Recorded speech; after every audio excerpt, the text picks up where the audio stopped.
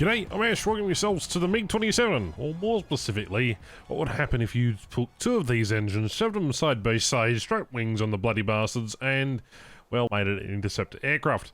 That's right, you've seen the thumbnail, you've seen the little intro at the start there. Why not take a look at something a little different? And different, I mean by completely out of the normal and out of the realms, particularly Mark III capable aircraft. So here it is. Oh my goodness, that's a Blackbird.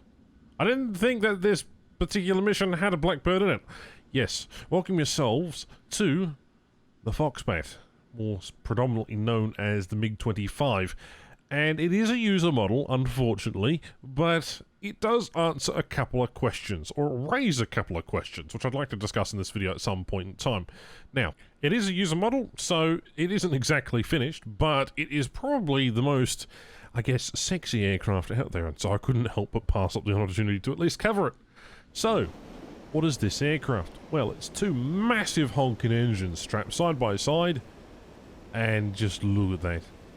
I have a partial liking towards Soviet jets, just purely because they almost represent the angular and, I guess, non-traditional way of aircraft design, specifically like the Germans when they were coming up with their Wonder Waffles.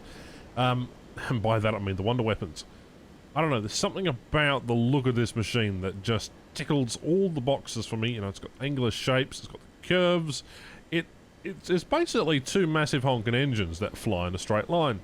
And yeah, I mean, would it be practical in war? Probably not, because this is an interceptor vehicle, has no guns, only can carry missiles, and the missiles are probably the most interesting part about this machine.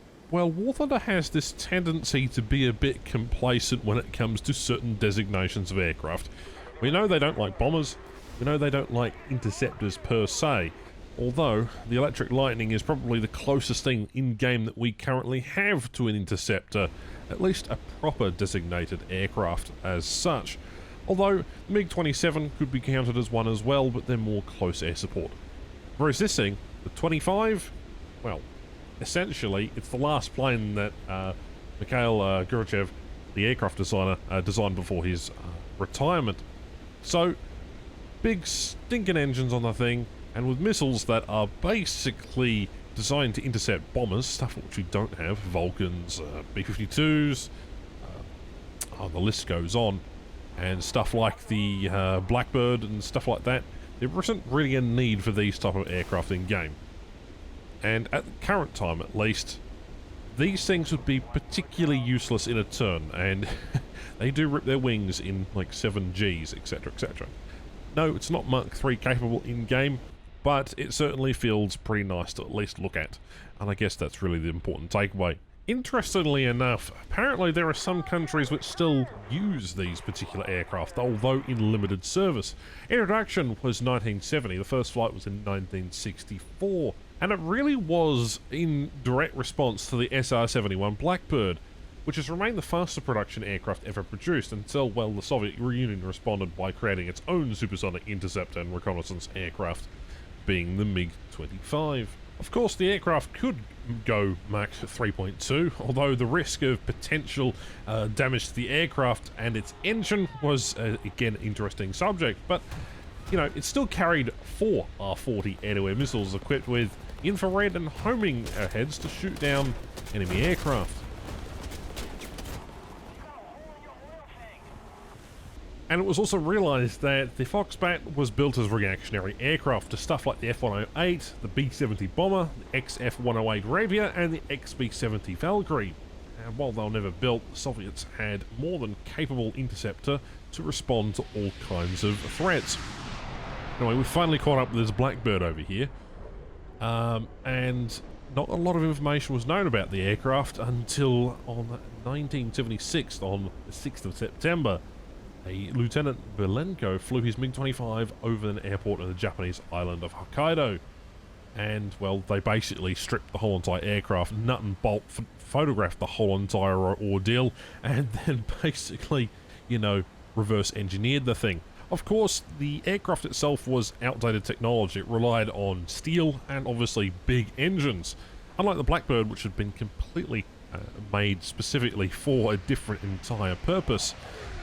The Cold War was an interesting time period, and War Thunder, I think, misses out on having aircraft like the B-52, the Vulcan, the Tu-95 and other intercept aircraft, because those are really what made the Cold War go. Spying on each other is quite an interesting thing, and while the MiG-25 is about as big as a Lancaster, it certainly isn't something that, you should blink at, because in War Thunder's terms, I don't think it'd be very practical, and thankfully we have those modelers and mission makers who are willing to at least give us some entertaining fun, while War Thunder probably prepares the F-14 or something similar to come to the game in the next coming years. And the real interesting part is the R-40s. These air-to-air missiles are the largest air-to-air missile in the world to ever go into production. They were used between the 1960s and 1995.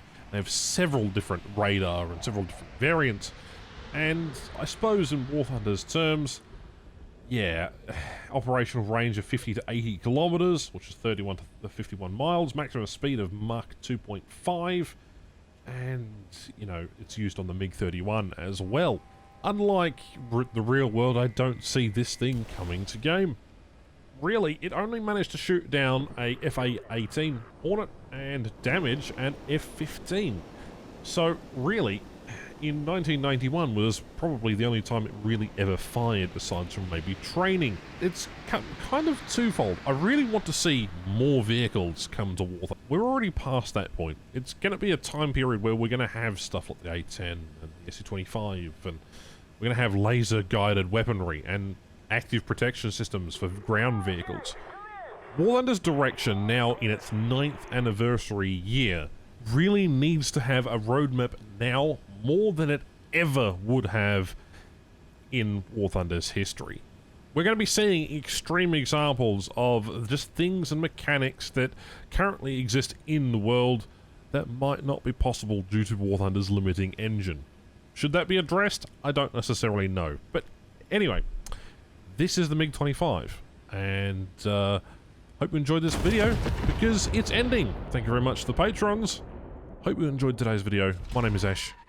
I love your faces. I'll catch you in the next one. Bye-bye.